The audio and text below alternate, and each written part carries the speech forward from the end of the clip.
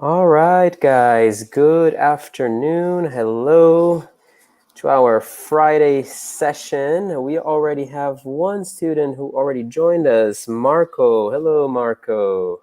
Hi, I don't think I've Marco. ever taught Marco before. No, me neither. Yeah, and Elena. Hi, everyone. I'm Elena from Palermo, and I'm a student from ISM Milan. Hi, Elena. Which school are you from? Are you from Meravigli, Filzi, or Montenero? And we also have Daniela from Milan. Oh, yes, I remember Daniela from previous webinars. Hmm. All right, guys. Welcome. Yeah, it's nice to even get used to everyone. I feel like once the school opens again, I'm going to be really missing some of the online students from other cities that I never get to see. Yeah, yeah. We've got Mirko writing to us from Rome. Hello. And Elena. Okay, so from Milan. Ah, great. Milan Oh, great. Meravigli. So you remember Oh. us? Maybe, yeah, because I'm trying to, yeah, because you don't have a picture. So the last day I'm trying to. Do you know us, Elena? Have you ever had a lesson with me or Sean before? Let Hmm. us know. Yeah, and the rest of you guys, if you could tell us your name and your city, that would be great. And Filippo's writing to us from Rimini. So fantastic, guys. So, welcome. I hope that you're all having a nice Friday, even though I feel like days of the week they mean very little for a lot of us by now. Yeah. But it's all right. How was your week, Sean? Quiet, certainly. I mean, some people, the longer this goes, the worse. But for me, the more I'm used to it, the less it's distressing. I don't know. Yeah, For me, it's not too challenging. Are same you for sick me. of it? Okay, Yeah, I yeah. feel like my days are going by, yeah, faster and faster actually. And the next thing I know, it's already the evening. And Mm, so, oh, fantastic, Elena. So she's had lessons with both of us. Great, okay, great, great. great. Nice to see you here as well. And Marco is writing to us from Gallarate, great, which is near Malpensa Airport, if I'm not mistaken. Mm, So, all right, guys, welcome then to our 8 to 10 focus. So today, yes, Elena, good. Thanks for the correction. Today we are adapting an activity. Usually in school, we do this as a writing activity, but we will make this more of a discussion-based one, which we can do. And we have this expression that we use in English. I'm not sure if you say the same in Italian. It would actually be funny to know because we use Rome. But we have this, sometimes you can just say it like that. When in Rome, do you want to tell them, Sean, when we use that expression and what that means? So the full expression, the full idiom is when in Rome, do as the Romans do. And so, what does that mean? It means that when you are in a place, you have to adapt to that culture, to the habits, to the behavior of that culture. Exactly. So, it's about adapting, especially when you're in a new context. Mm. If we look at our objectives here, guys, so we'll be talking about etiquette. We'll be doing a review of modals and semi-modals, especially in regard to advice. I know that for a lot of you, the modals and semi-modals can be a bit confusing, especially if you try to learn them all at once. You know, if you make a list of all the possible modals and then you try to put them in different categories, it gets a little out of hand. It's quite difficult to remember them all. So our recommendation is always to look at them at specific contexts. So today we'll be looking at advice. So a combination of like maybe advice, maybe strong advice, obligation. Okay, but we won't add like everything to it, so it's easier to practice. And Robbie is right. Robbie, you're from Naples, right? So welcome back. All right, so let's start with etiquette. So, my first question to everyone is what is etiquette and where do we learn etiquette and manners? Mm. Also, do you think people are well mannered in your country? And if so, in what ways? And maybe what examples of bad manners do you often see around? And the last question is, what customs or social rules does your country have that foreigners might not know? Okay, so let us know in the comments. You can just even choose one question and answer that. Meanwhile, we have Valentina who's joining us and Sylvia from Florence. So, welcome everyone. So, Sean, what is etiquette? How would you define etiquette and manners?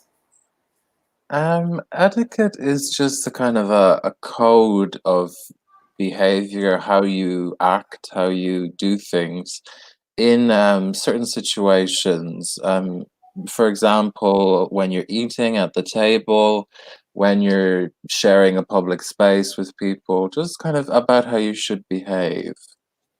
Yeah, exactly. Especially at the table, there are lots of like rules and etiquette that kind of should be followed. I must confess, I'm not. There's certain things that I don't properly pay attention to. A big one is putting your elbow on the table. I really don't care. You know, I Yeah. always have my elbow on the table. I mean, maybe like not something like this, of course, but I don't know, Mhm. something casual like that. I don't see the harm in it. Yeah. Uh, we have a couple other examples here. Antonio's telling us your fingers in the nose, Yeah. yeah, or to pick your nose. I think that's universally bad manners, no? Yeah, I would say so. Yeah, pick your nose. I don't think anyone wants to see that. We all do it secretly, but not in public. And it's also saying that in Italy, we usually speak loudly. Yeah, I would say generally speaking, I do think Italians can be quite loud, but I also think Americans are pretty loud as well. Yeah, I would agree with both. Certainly in Ireland, and I think it's the British influence, quietness is appreciated in every context. Yeah, do people give you looks if you're being too loud, say like on the bus or in Oh, public? oh yeah, big time. I mean, there's actually a big issue in Dublin where a lot of Italian and Spanish teenagers come to learn English during the summer. And partially because they're Italian and Spanish, and also partially because they're teenagers, they're very loud. And it's such a faux pas in Ireland that there's been, incidents where people get really aggressive with them and there's altercations because it's considered just the worst behavior for us. Wow. Yeah, I know in some places it's in Northern Europe in general, I feel like people really tend to keep quiet. And so, even I've been guilty of this myself, sometimes traveling, because you're like having a good time, then you get on the bus and you're already having a conversation with your friends. And then you realize that you're being the loudest people, in there. Everyone is quiet, just kind of reading on their phone. Mm, So, yeah. yeah. So Elena's telling us that we learn etiquette and manners firstly at home. Yeah, I agree. Home is definitely a Mm, place where hopefully you do. Paulo is another clean your teeth. Ugh, yeah, that's terrible.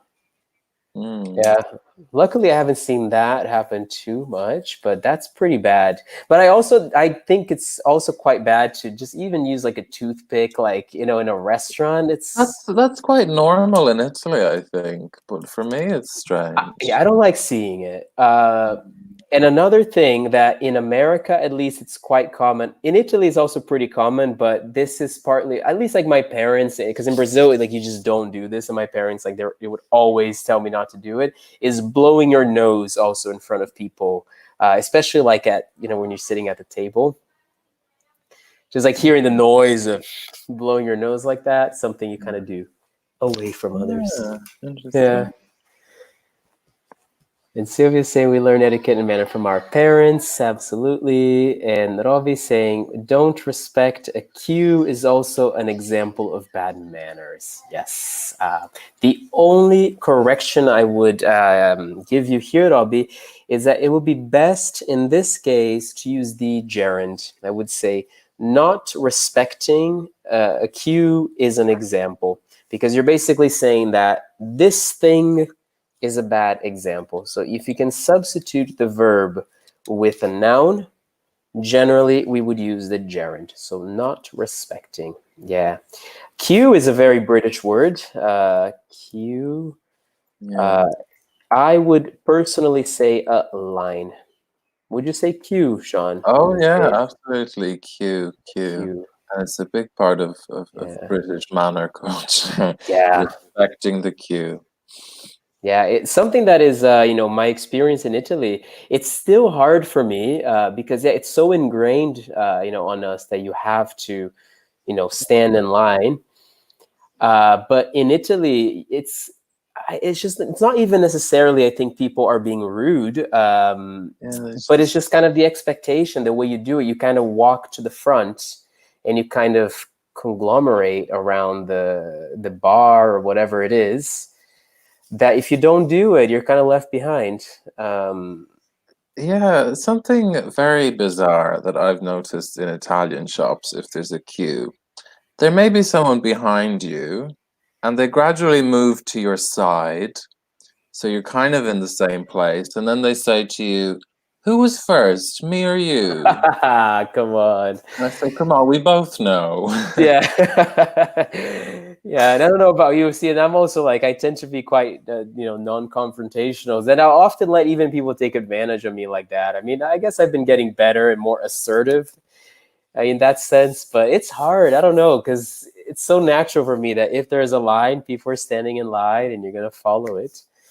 Yeah. Although I remember actually at university, there was a funny scene because there Mm. was like a house for people who were learning Romance languages, and so you had in each floor, it had students who were learning Spanish, students who were learning Italian, and the whole idea is that if you're living in that house, you had to speak that language. So they also had lots of cultural events and etc. Um, anyway, so there was this, I think it was a Spanish dinner that they decided to organize once, and they invited students from all over campus to come. And Americans tend to be also quite, mindful of lines and respecting and being polite, etc. So we had all this food, on the table, and people kind of started forming a line to eat, but they kind of formed a line around the table, and so no one knew where the line started, but everyone wanted to be so polite that then people were just kind of standing there. No one was moving because there was no place to move. Yeah. And then no one was getting food. And then at one point, like, my Italian friend was like, oh, you know what? Whatever. I'm just going to grab a plate and just going to reach in. Yeah, I And then the mean, line started moving after that. So there is such a thing as being too polite, definitely. I definitely. think. Yeah. Yeah. Mm. So Ravi's telling us that in her city, she has to struggle very often about several bad behaviors. You don't like impolite people. Yeah. There's another word for impolite that works quite well. I think it's even more common in English, and that would be rude. But impolite is perfect as well. Mm. So generally speaking, Sean, would you say that people in Ireland, apart from, maybe queuing up and, being quiet, are people generally well-mannered? Yes, it's a huge, huge, huge part of the culture. We talk about manners. You've got no man. Certainly, as a child, constantly anything. You've got no manners. You have to let open the door for older people. You have to stand up on the bus if there's an older person. You have to say please and thank you always, always to every person. Please and thank you. And also at the table, things like, using the right hand with your knife and fork. Um, Certainly my mother was very strict about this, and she was not unusual in Ireland. Everyone, it doesn't matter the class background, everyone really, really emphatically polite. And I find here, certainly people say to me, you're so polite. You're so polite. It's unusual. But in Ireland, it's not. Some people think I'm a bit rude in Ireland, even. So, Really? yeah. Yeah, I mean, I Anyhow, think for us, it's quite similar, but I think not as much as the way you're describing it. Certainly Mm, not as much for, I think, in terms of like dining etiquette, which hand to use a certain.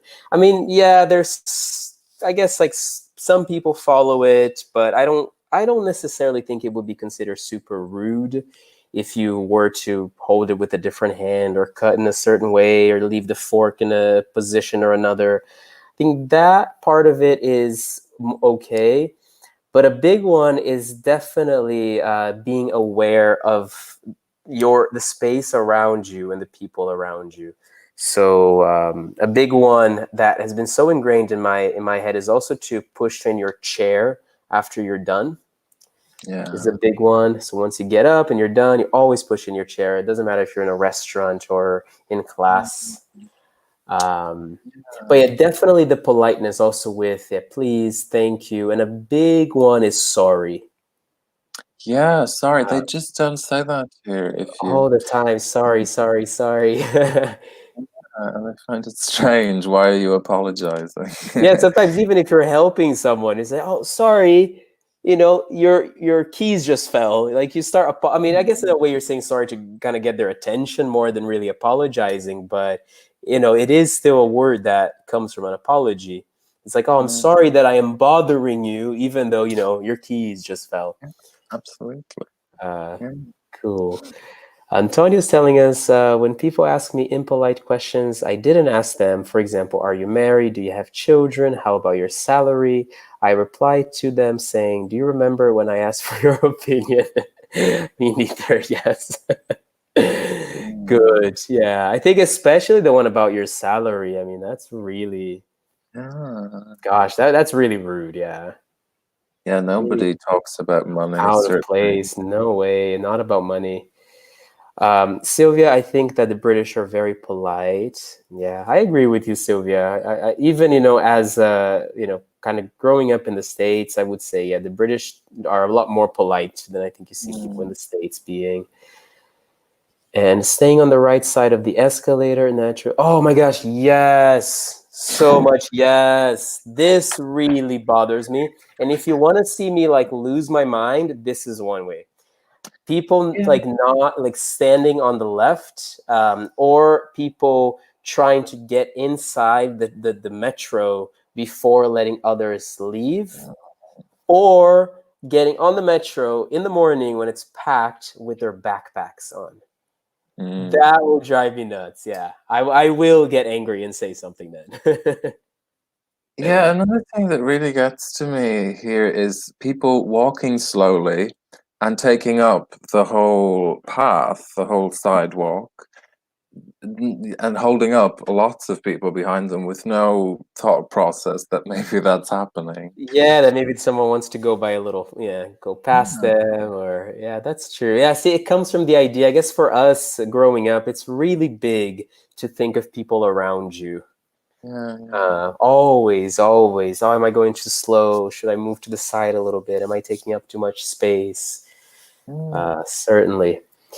What about, so yeah, we've been talking a lot about what we perceive as differences in Italy, but I'm sure for you guys as well, there are loads of things that we do that are strange, that you consider different. So what are some things, some social rules that you might have seen maybe British people, Americans, or even maybe people from other countries do that is different in Italy? So let us know, guys. Okay. So while you let us know, we have a few examples of cultural etiquette in our countries. So could you read the first one, Sean? In Canada and in the US? sure. In Canada and the United States, it is normal for people to smile often, even at strangers. You don't have to smile at others, but it could be considered rude if you don't smile back at someone. Yeah. Do people also do this in Ireland, like smiling at others? And not someone you don't know. No, it's considered a bit weird or forward if you do Ah, that. I see. Yeah, Yeah. no, for us, it's really common even to say hello. People might just be walking down the street and they just like say hi to you, smile at you, even if you don't know each other. I actually remember when I first moved to Italy, I was so happy. It was Bologna. That was like the first city. I did my Erasmus there. And I just remember like walking down the street. Oh my gosh, I'm in Italy. Look at this architecture. It's so beautiful. So I decided to just like say buongiorno to people as I walked by. And the looks I got were just No, not it's happy looks. not normal. It's not normal. So good. Antonio's telling us, I can't stand if someone keeps interrupting me as well. In that case, I asked, oh, I'm sorry. Did the middle of my sentence interrupt the beginning of yours? All right. Antonio, you have some nice comebacks there. Really good. Great. And then another example here is that in England, you mustn't stare at people in the street, as this could be considered rude or impolite behavior. So to stare is basically to fix your eyes on someone or something. Mm.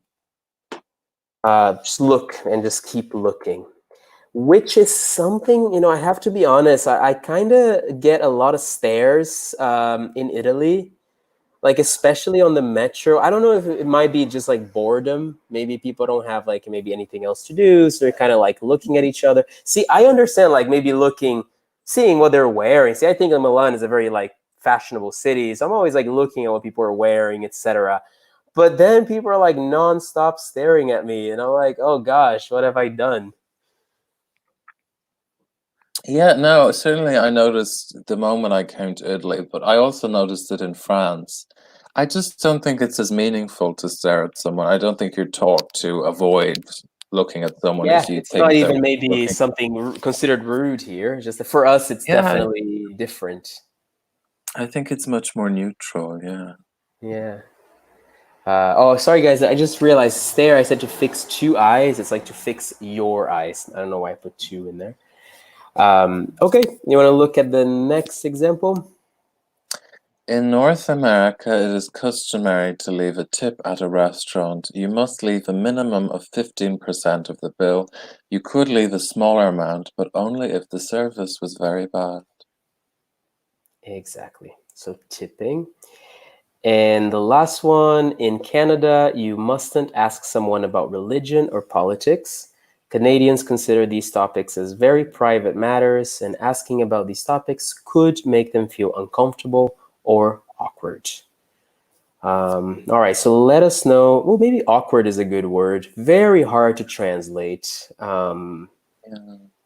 I guess it's like a combination of uncomfortable and like inappropriate in a certain way. See, if I feel awkward, I feel a little bit out of place. I feel that maybe Mm. I don't know what to say. I'm a little embarrassed. So it's like uncomfortable Yeah. and embarrassed. Yeah, yeah, certainly a situation where you're stuck for words. You don't feel positive about the Yeah. situation you're stuck in. Yeah, it feels a bit, it's a very bad feeling to feel awkward. Yeah. Yeah, it's a word that we use a lot. Culturally speaking, we describe a lot of things as being awkward.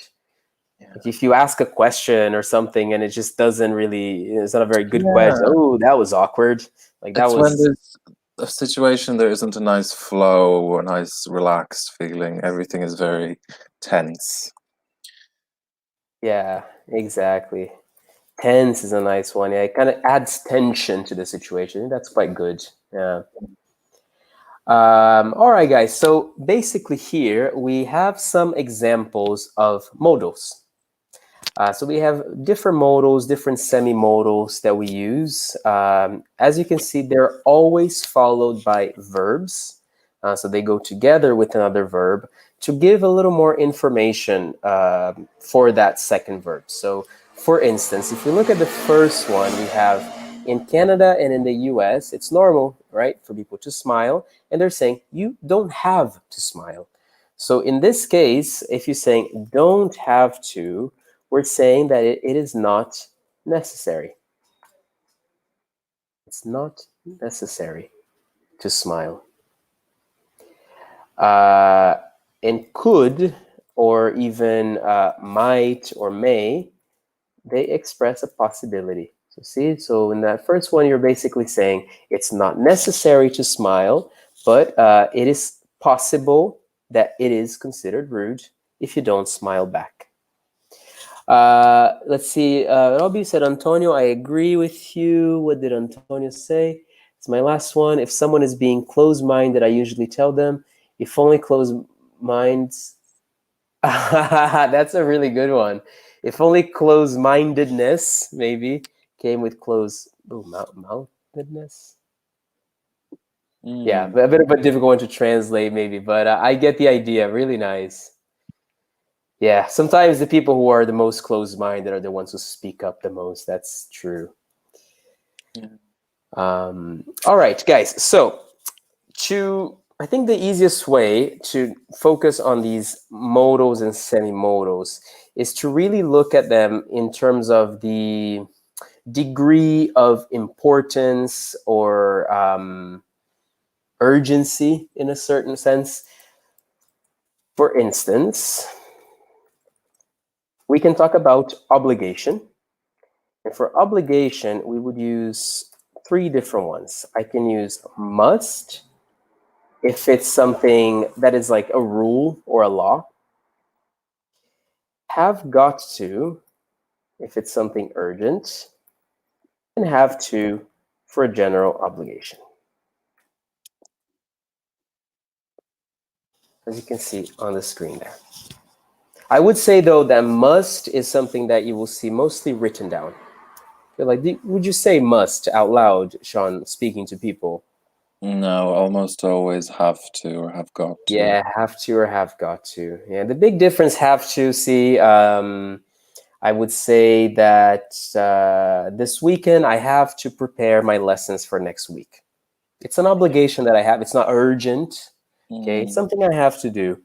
Have got to is something like, I don't know, if I see, imagine I'm teaching this lesson and then I receive a message about a friend who I don't know, was just in an accident or something. It's like, all right, guys, I'm really sorry, but I've got to go. I've got to see what's happening to my friend. And it's a little bit more urgent in that case. Okay. What is the difference between modals and semi-modals? Yes, honestly, Antonio, not a big one. Usually, modal is one word. So could, must, will, should. Semi-modals are kind of like expressions that work like a modal. So have got to, I would consider that a semi-modal, but really they're the same. Yeah. Just grammatically, certainly the tenses of the semi-modals change and things like that, just to be careful with that. But yeah. That's a good point you bring as well, Sean. Yeah, like doesn't have to, you would do that, for example. Yeah. Okay, so guys, for obligation, we can use these three. And then, Sean, what would we use for suggestion? So something a little lighter, not so much an obligation. I think of possibility, you could or can, yeah. Yeah, so possibility, could. You can even use can. Yeah, can also be used for ability, but we certainly use it as a possibility. Could, can, might, may. Pick your favorite. Just for possibility. All right. If you're giving a general advice, a general suggestion, should, exactly like Antonio just said, should or even could, yeah. Because see, the same way could gives you a possibility, you can also use it as an advice. Oh, if you're hungry, you could go down to the bakery and grab something. I'm saying it's possible, but I'm kind of giving you an advice at the same time. All right, so here we go. We got obligation, possibility, and suggestion. So here we talked about smiling at strangers, staring at people in the street, tipping, and discussing religion or politics. So please let us know, using the modals or semi-modals, how does that work in Italy? So what is the etiquette in Italy about smiling, tipping, discussing politics? Okay, so choose a modal to tell us what you think. Saying should alone, it could sound a bit rude. Should is maybe more assertive than could for giving a suggestion, A little more certainly. direct, perhaps, yeah. Yeah, maybe not rude per se, but yeah, assertive is a good word to describe it. Yeah, I think certainly using imperatives is rude, and that's why we use modals. Yeah, modals in general, yeah, they help make it less direct, so less rude. You should possibly, you should probably. Yeah, that's definitely true, Antonio. I think when I use should, I usually follow it with probably. Oh, you should probably. Yeah, sure, quite strong. Mm. Um, yeah, so maybe let me ask you one, Sean. What is the tipping culture in Ireland like? It's like here, if you like the service, you leave a tip. To leave no tip at all is not unusual. To leave a tip is if you maybe had a really friendly waiter or something like that. Definitely not obligatory or necessary. Perfect. So you could, but you don't have to then, right? An Mm. example here. See, in Ireland, you could leave a tip, so it's possible to do that, but you don't have to. Daniele is saying that in Italy, it could be considered weird smiling at strangers. Yeah, as I've learned the hard way. Mm. And what about discussing religion or politics? How does that work? It's hard to say. I mean, certainly with a stranger, maybe not, but Ireland is actually, for religion anyway, generally, at least in the Republic, it's not very diverse. So, everyone is kind of just assumed to be Catholic, and it's not much of an issue, but I don't know. Politics, maybe, yeah, you don't talk about this unless So you're it's with similar to Canada. It's that you shouldn't discuss it, you should avoid it. It's certainly with people you don't know well or you don't trust. Yeah, it can get Yeah, awkward, you know. sure. Elena is telling us that in Italy, you don't have to stare at people in the street. It can be considered impolite behavior. Now, can is great, right? Because it's possible for it to be considered impolite. Don't have to. Just be careful with that one, because if you say don't have to, you're saying that it's not necessary. I think what you want to say here, Elena, is maybe shouldn't. You shouldn't stare at people, or if you really want to make it strong, you mustn't stare at people, though that's quite strong. Maybe you Mm. shouldn't. See, you don't have to. I would use, for example, if you have a transportation pass, so, if you have unlimited transportation for the whole month in your city, you don't have to buy a single ticket. See, it's Okay. not necessary. You can if you want to, but you don't have to.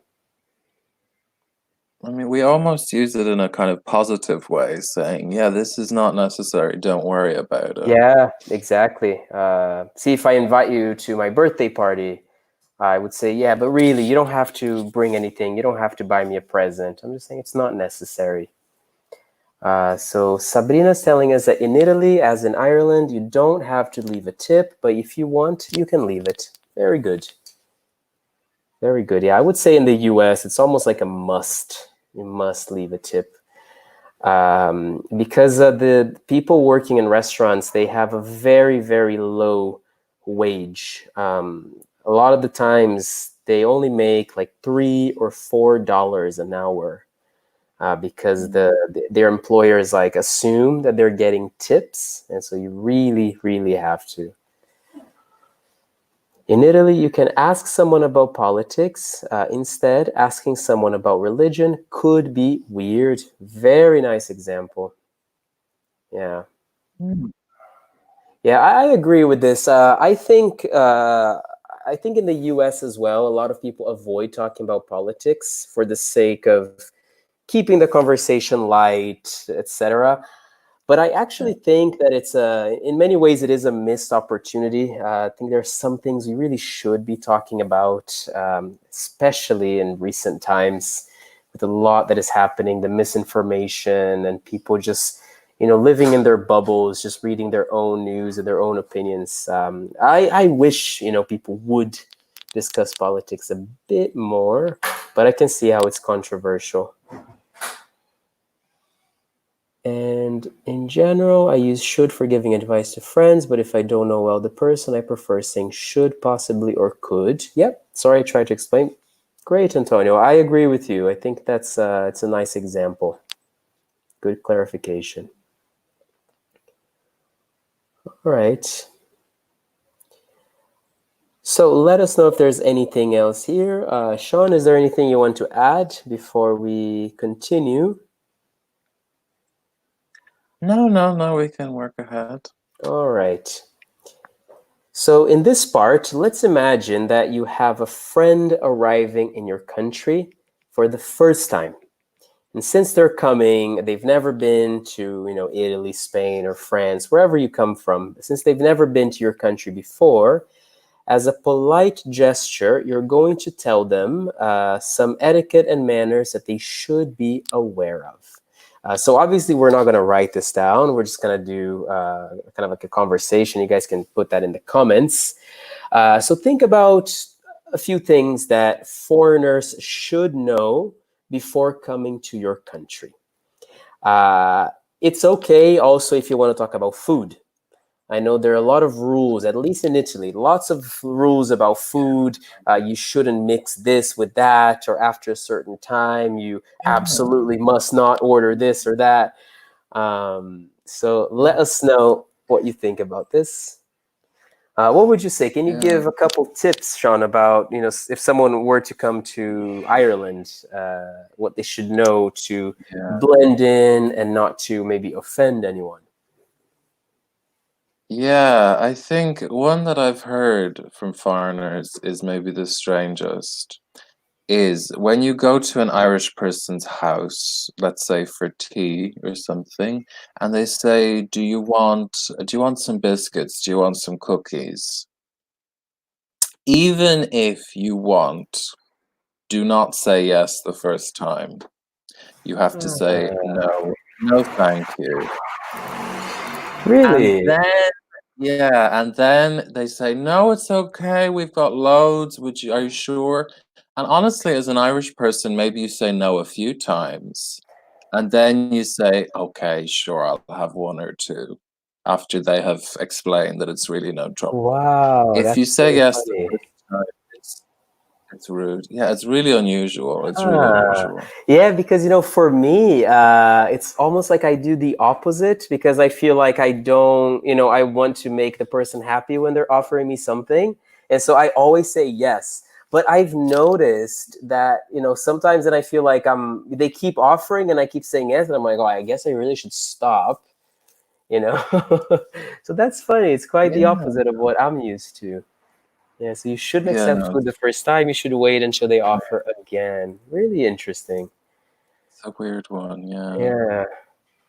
Yeah. See, generally speaking, a big difference. I remember growing up, like it's something my parents would tell me. To them, it was quite strange because in Brazil, for example, I think in that it's quite similar to what you were saying about that, Sean. And even when you go to someone's house, you should be very polite about the way Mm. you behave in other people's houses.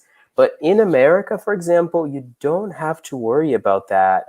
You could even open someone's fridge and grab juice or water or whatever. It's totally fine. No, no, no, no. Yeah. So that's something like my parents were always like, oh, this is so different. This is so strange that people, like when my friends would come over, like they would open the fridge, like, oh, why is that person opening our fridge? I'm like, whatever. Uh, Yeah, cool. no, that's too forward. That's funny. Mm. Another one that I remember, certainly Germans being very confused about because there were some Germans who live near us. They had a holiday home, And the neighbors would always, always say to them, "We should get a coffee sometime." And the Germans would say, "I mean, when? What time? You know, when do you want to have this coffee?" And they would say, I'll think about it." You know, they didn't mean it. They do not actually intend to have a coffee with you, which they did not understand. Yes, yeah, that would say it's the same in the States as well. These kind of like just empty invitations, which are more intended as it's almost like a way to end a conversation, if anything. It's like, oh, Yeah, anyway, exactly. we should really hang out sometime. We really should get some coffee, you know. It's like basically when Mm, you're trying to end the conversation more so than actually making mm. plans. Whereas maybe the Germans are more literal in that approach. Yeah, I'm not sure about if Italians do that or not. I'm not Yeah. sure. Another one that I know for people, I think it's not only in the States, but in general, is you shouldn't be honest when people ask you, how are you?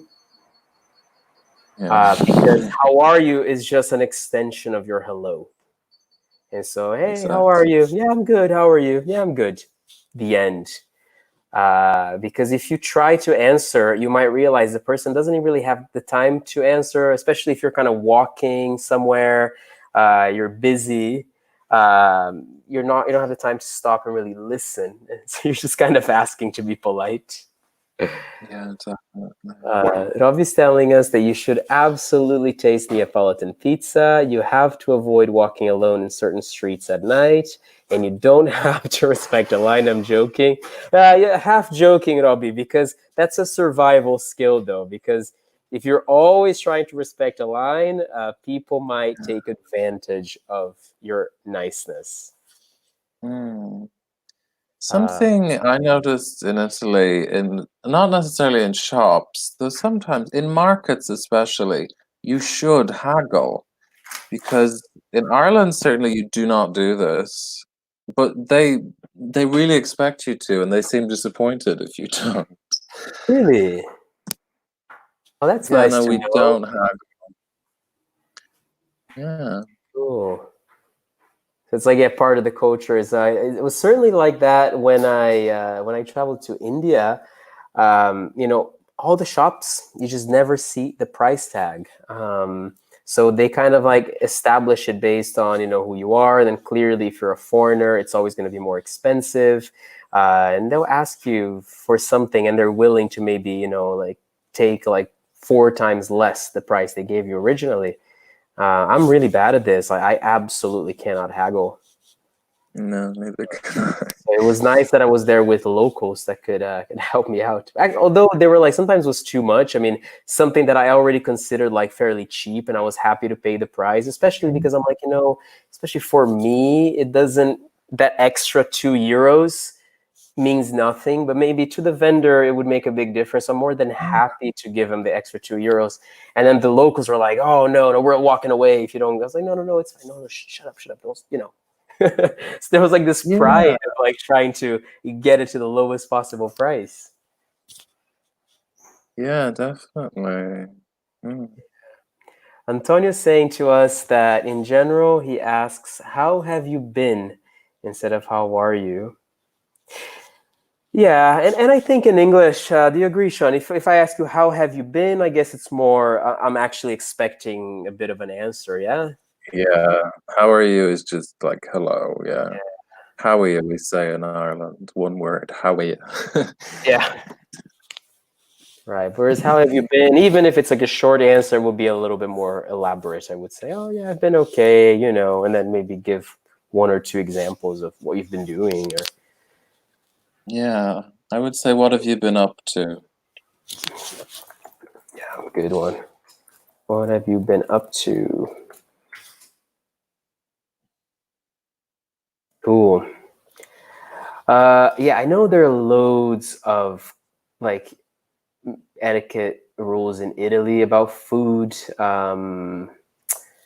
There's the classic is the cappuccino right after lunch. Yeah, It's just you shouldn't really order cappuccino after lunch. Though there's certainly I like to do it honestly. at all hours. And coffee with food as well. They just won't give it to you. Yeah, with that sounds weird to me though. Coffee with I mean, food. for me, really, it's normal to have a sandwich and coffee for lunch. Oh, I see. A sandwich, yeah. Yeah, I was thinking I guess more of like a dish. Yeah. Yeah. One thing that I know for a lot of people, it's quite strange. In the US, some people they will drink like a big glass of milk with dinner, and I know for Italians that's Yeah. like never. Like No, we imagine do like that in milk Ireland. with pasta. Like, what else? I know in Italy you shouldn't add cheese to fish dishes as well. Yeah. Yeah. Though I asked why, and someone told me that this is because usually fish has it's like a strong flavor that you want to taste fully, and so if you add something as strong as cheese, especially Parmesan, on top of it, then you're kind of masking the flavor of the fish.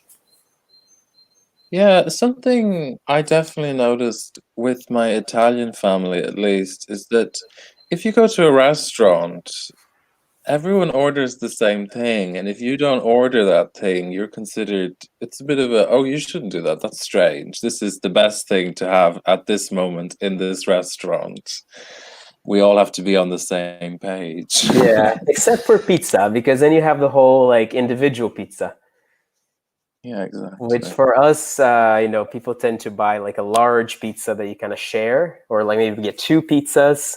But I quite like the idea of each person ordering their own because then you can have what you like. Mm. Yeah. Let us know if you have any other examples, guys, food or otherwise. We just have a few more minutes left, so it can be a nice way to practice the modals, especially. Mm. Antonio also had a few examples that I had missed before. So reply to greetings. So is that I guess something you should do, right, Antonio? And you shouldn't be rude, of course. Great.